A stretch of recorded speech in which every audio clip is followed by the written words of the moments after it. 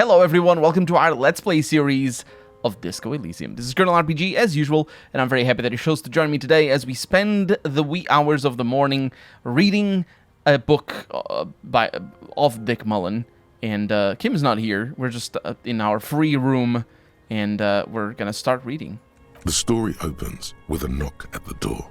Detective Dick Mullen is greeted by an old friend, Charlie Spillane, who's come to Mullen to ask a favor on this dark and cold night. Spillane needs Mullen to drive him in from Vespa to a small town along the Incidentally coast. Despite his friend's apparent agitation, Mullen does as he's asked, then returns home where he passes out drunk, as he does most nights. Look, I can't judge. 2 days later, Mullen is arrested by the Vespa police and charged with the murder of Charlie Spillane. At his interrogation, Mullen learns that Charlie Spillane was shot in a bar in the very town Mullen dropped him off in by a man matching Mullen's description. Desperate to clear his name, Mullen manages to convince the Vespa police to release him for 3 days so that Mullen may solve his friend's murder and prove his innocence. No way Mullen did it. Of course, Mullen didn't do it. That's the whole premise of the book. Anyway, Mullen returns to the seaside bar where Spillane was murdered and meets a beautiful, mysterious woman named Diana Deneva. Nice, a dame. Also, yes, it is the whole premise of the book, the mistaken identity. That's true. And not just any dame. She's truly one in a million, a knockout whose mind is as dangerous as her curves. But she's got a secret. Sounds like my kind of woman. She's any man's kind of woman, according to this book. And it's also, yes, according to me, that's why I chose that line, because it's just like, anyway. Are you sure about that? Something about her gives you a bad feeling. What kind of secret is she hiding? All I'm saying is that she's like a knockout whose mind is as dangerous as her curves, and she's got a secret. Like, she's written to be appealing. Is all I'm saying. Not saying that. Whatever.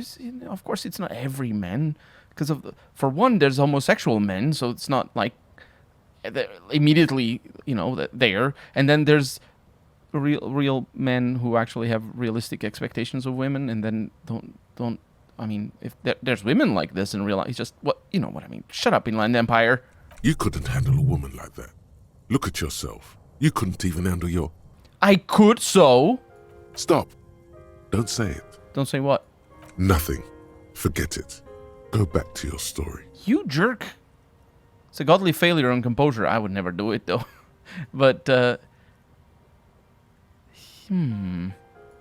do wonder what composure says. Well, now it's getting interesting. Let's do it. Deneuve reveals that she was Spillane's lover and that he was mixed up with a local amphetamine smuggling operation. As soon as Mullen begins pulling at strings, the whole conspiracy begins to unravel. Not only is the local police captain in on the amphetamine ring, so is the son of a powerful politician and a strung-out art collector named Torvald, each of whom has his own reasons for wanting Spillane dead. Well, what was that about an art collector? Torvald, the art collector, is a strung-out mess. Frankly, it's hard to imagine him holding a pistol steady enough to actually hit someone, let alone plug them 3 times in the chest the way Spillane got did. That said, Torvald and Spillane have a long history, and while interrogating him, Mullen discovers that Torvald was once involved with Diana Deneuve. Could it be that this is all over a sordid love triangle?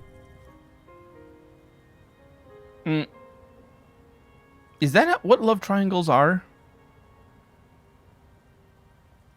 Because the triangle has 3 angles. If it's 2 men interested in the woman, that is just a love line. It's just like there's only one angle. Then the men have to be interested in each other.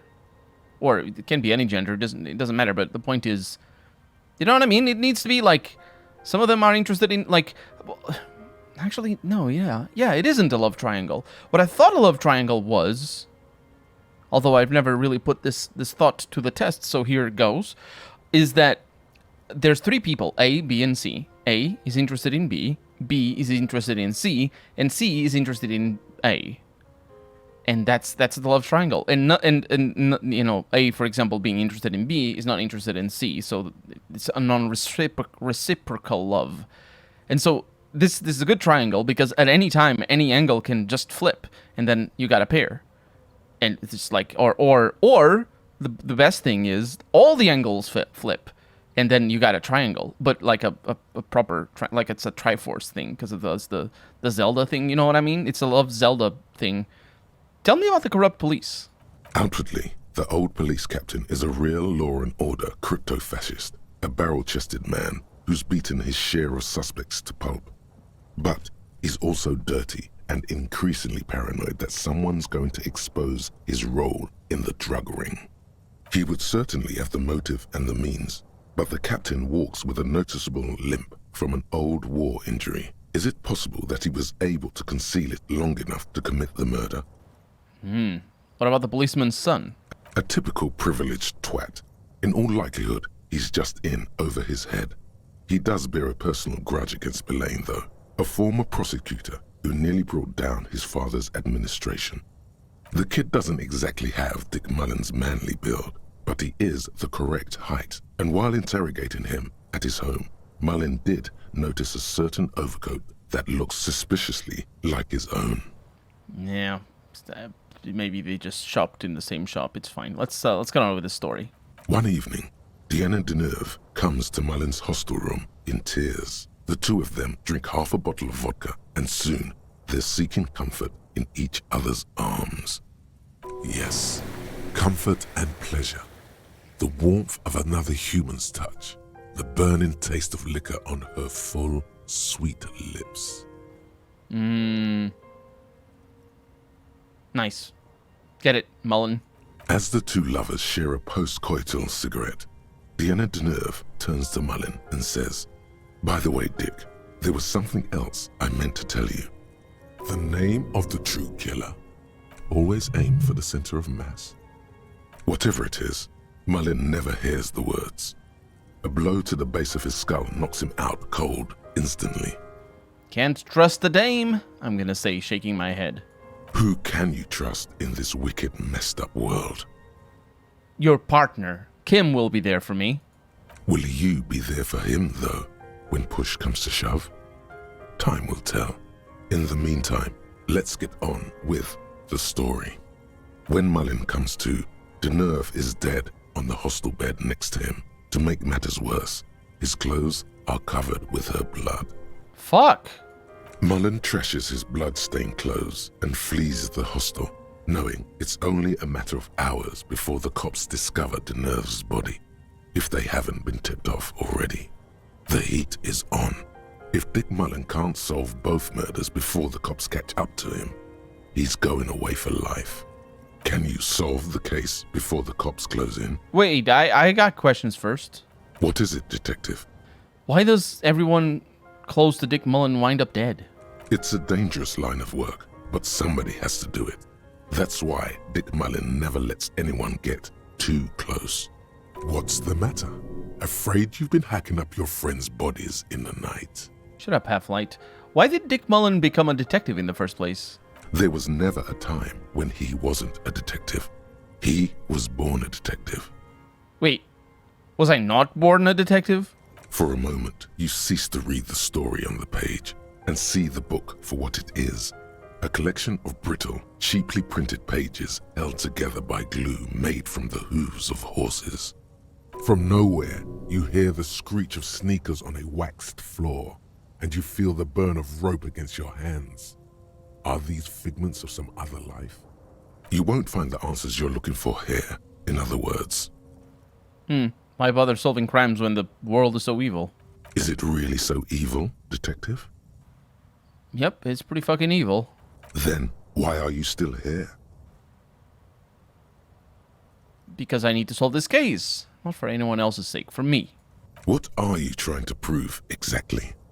And what will change if you do manage to prove it? But then, what does this book know? It's just a poorly made piece of pulp garbage made to be consumed and discarded. Yeah, I don't have any more questions. I figured it all out. So, who did it, Detective?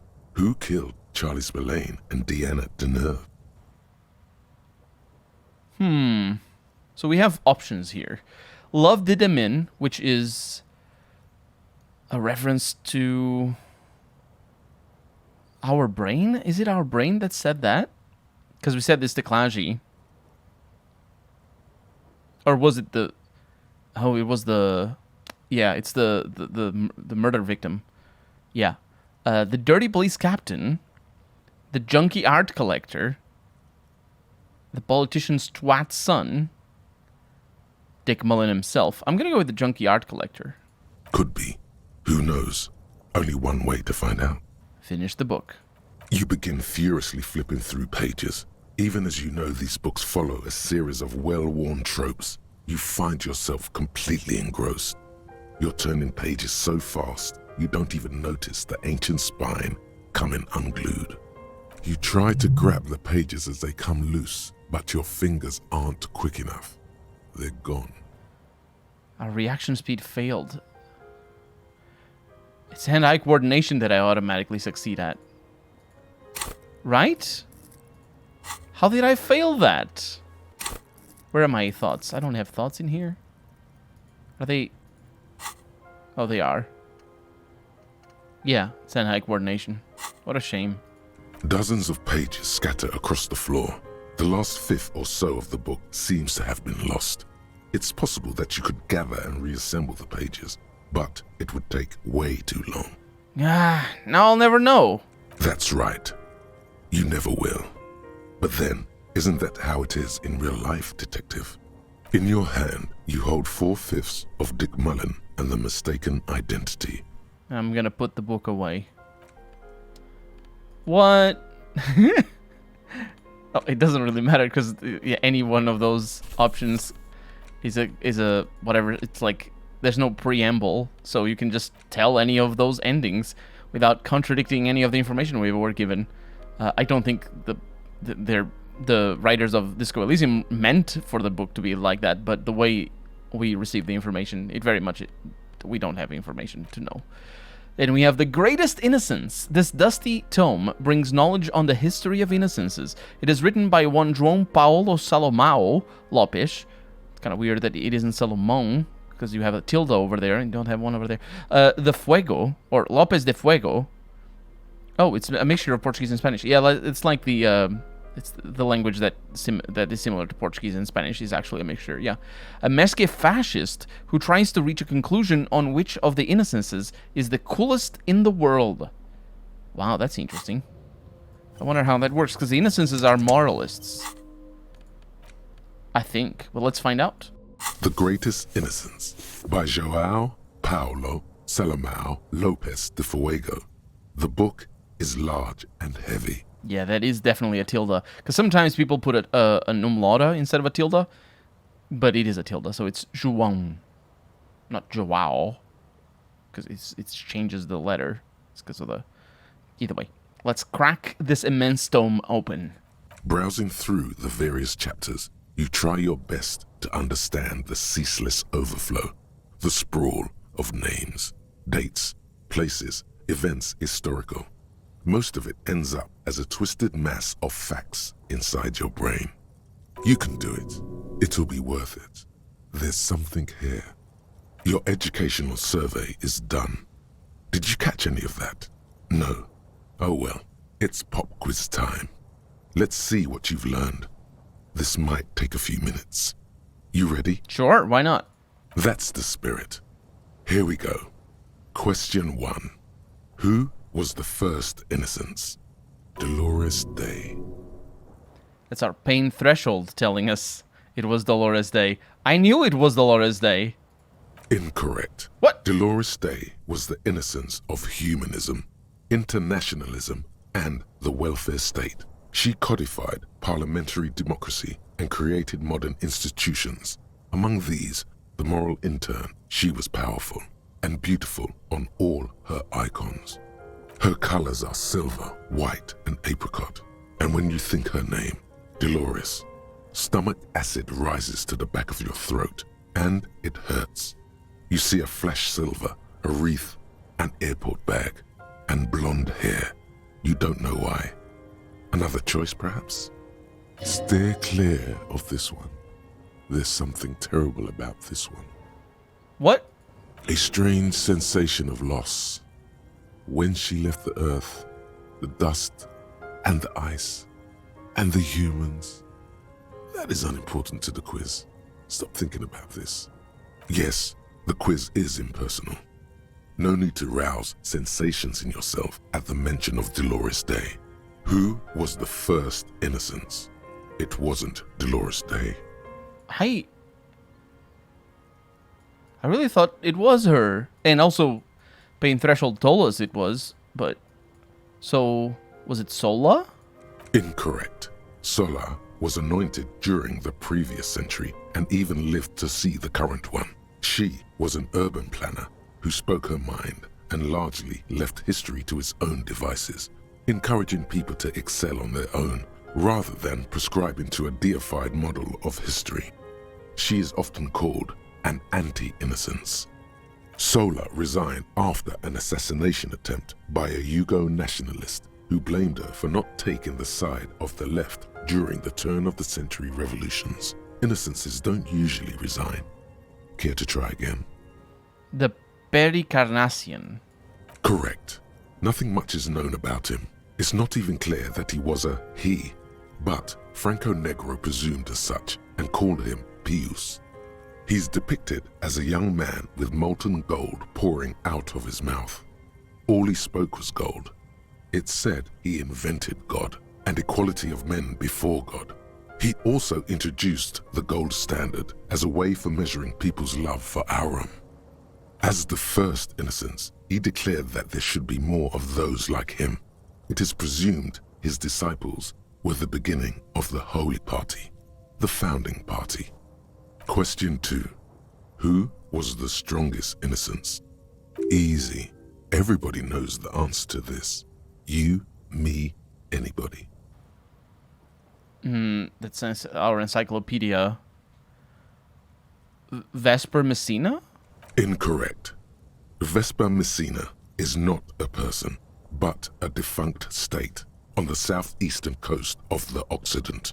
It used to take up most of the peninsula before separating into the republics of Vespa and Messina. Care to try again? Franco Negro. Correct. Named the innocence of militarism, he codified hereditary rule, but at the same time ended serfdom and established the Inter-Isolari Real as the global reserve currency. He also established the concept of the nation. Franco Negro attempted to solve the rising tensions between the aristocracy and bourgeoisie by building a unified society in which every man has a place and a mission, but at the same time may rise to nobility provided on the strength of his virtue. Question 3. Who was the false innocence? Stepan the Despicable? Incorrect. Stepan the Despicable, regent of Kedra, was a ruler who conquered the known world during the Kedriatic conquest, instead of the despotic Erno Pasternak. Would you try again? Kedra. Incorrect. Kedra is a large nation in the mid-northern area of the Muindi Isola, north of the Occident, between the Ilmarin mountain range and the Pacentic Mare Interregnum. Care to try again? Erno Pasternak. Correct. There have been a number of counter or false innocences, some assumed to have innocentic qualities, some who just thought so themselves. Occasionally, they have the support of a faction inside the ecclesiastic organization, and accusations of foul play have arisen. The most famous and important of these was Ernau Pasternak. He was into torture, despotism, hymns, cannons, and world conquest, but got defeated and humiliated by Stepan the Despicable of Kedra. Final stretch. You've come so far and learned so much. This is the most important one. Question 4. Who was the greatest innocence? The most important of them all, the most precious, to humankind. I don't even have to say it anymore. No, you don't, Pain Threshold. Erno Pasternak. Incorrect. He was a violent bastard, out to torture, maim, and kill whoever stood in his way. He was also a false innocence, disqualifying him from being the greatest and most important and most precious to humankind. Would you like to try again? Franco Negro. Incorrect. While Franco Negro built concrete churches and cathedrals, and while many people, especially the Mesk, consider him a father figure, due to his militarism and nationalism, João Paulo Salomão Lopes de Fuego argues differently. Another choice, perhaps? Pain Threshold, you sound so confident. Go right ahead. A hint would come in handy. Of course, this is my thing, the reason I exist in this world. The correct answer is Franco Negro. You're absolutely certain of this? Zero doubts. You jerk. Dolores Day, then. Correct. The Mesk might see Franco Negro as the father of nations, but as of this century, there's been a great shift in attitude. Dolores Day has become widely regarded as the greatest innocence, a most radical change to the whole fabric of the world. I do wonder if this is meant to show that the book is not correct.